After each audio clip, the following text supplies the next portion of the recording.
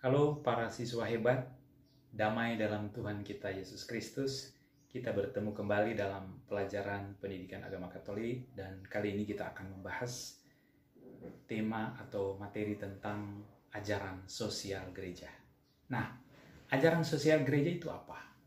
Ajaran sosial gereja adalah ajaran mengenai hak dan kewajiban berbagai anggota masyarakat dalam hubungannya dengan kebaikan bersama, baik dalam lingkup nasional maupun internasional.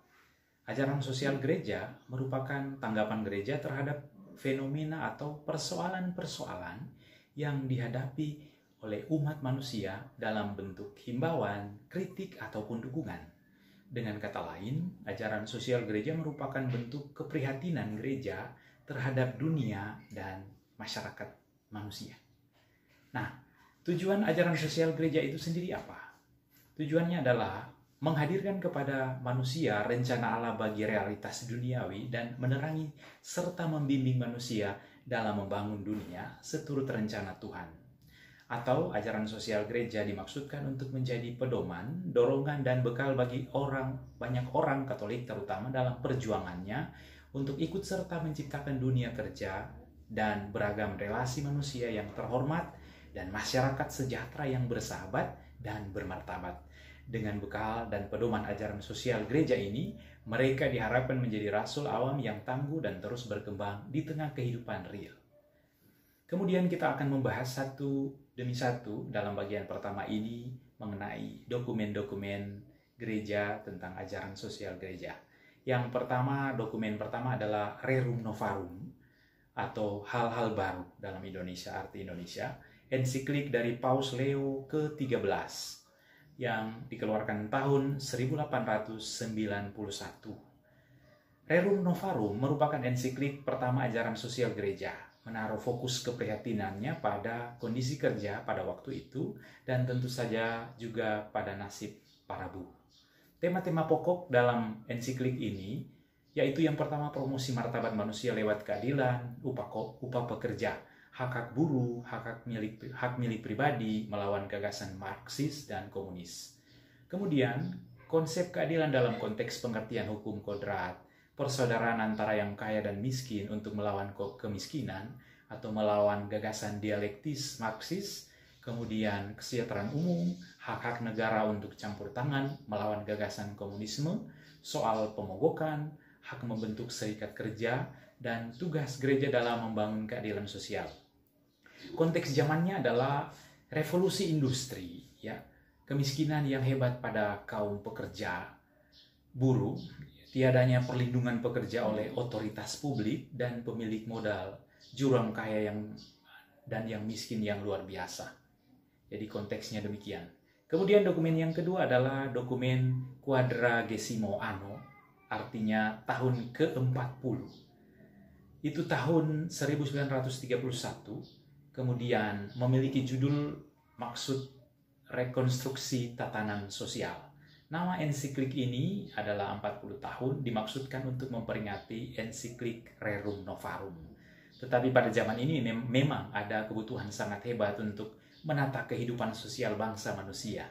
Diperkenalkan dan ditekankan terminologi yang sangat penting dalam ajaran sosial gereja yaitu subsidiaritas, maksudnya apa yang bisa dikerjakan oleh tingkat bawah, otoritas di atasnya tidak perlu ikut campur.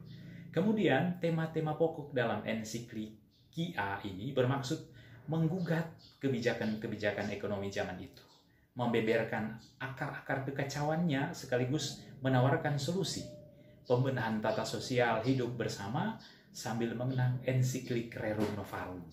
Konteks zamannya adalah depresi ekonomi sangat hebat terjadi pada tahun 1929 yang mengguncang dunia. Di Eropa bermunculan diktator, kebalikannya yaitu demokrasi merosot di mana-mana. Selanjutnya, dokumen yang ketiga adalah Mater et Magistra, Ibu dan Pengajaran, ensiklik dari Paus Yohanes ke-23 pada tahun 1961.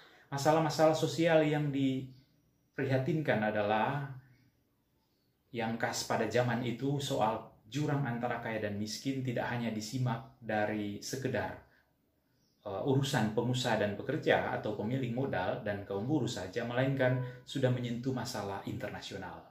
Jadi negara-negara miskin, terutama di Afrika, ya Amerika Latin, adalah produk dari sistem tata dunia yang tidak adil.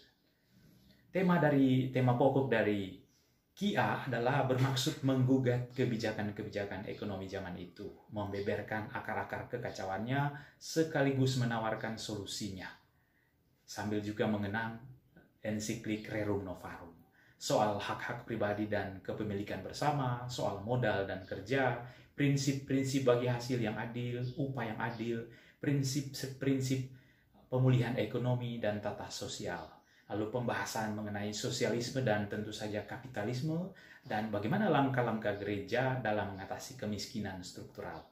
Konteks zamannya yaitu depresi ekonomi sangat hebat terjadi tahun 1929 yang menggoncang dunia. Di Eropa bermunculan banyak juga diktator-diktator. Kemudian dokumen yang keempat sebagai bagian terakhir dari pembahasan kita untuk bagian pertama tentang dokumen gereja mengenai ajaran sosial gereja. Yang keempat ini adalah dokumen Pacem in Terris, artinya damai di bumi, yang dikeluarkan oleh ensiklik oleh Paus Yohanes ke-23 pada tahun 1963, dan ensiklik ini menggagas perdamaian yang menjadi isu sentral pada dekade 60-an. Bila mana terjadi perdamaian? Bila ada rincian tata yang adil dengan mengedepankan hak-hak manusiawi dan keluhuran martabat. Yang dimaksudkan dengan tatanan hidup ialah tatanan relasi, pertama masyarakat, kedua masyarakat dan negara, yang ketiga antar negara, dan keempat antara masyarakat dan negara. Tema-tema pokoknya adalah mengenai tata dunia, tata negara, relasi antara warga negara, warga masyarakat dan negara, struktur-struktur negara, bagaimana harusnya diatur, baru ada hak-hak warga negara, hubungan internasional antar bangsa, seruan agar dihentikannya perlombaan senjata, soal Cold War, yaitu perang dingin oleh produksi senjata nuklir, kemudian komitmen gereja terhadap perdamaian dunia.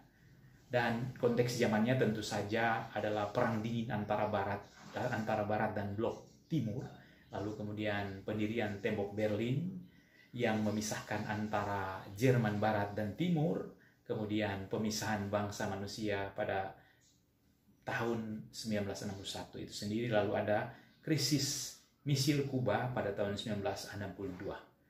Jadi itu adalah konteks di mana dokumen ini terjadi atau dikeluarkan. Demikian untuk pembahasan kita pada bagian pertama, ajaran sosial gereja. Terima kasih atas perhatian. Kita akan bertemu kembali dalam materi selanjutnya, yaitu bagian kedua, ajaran sosial gereja.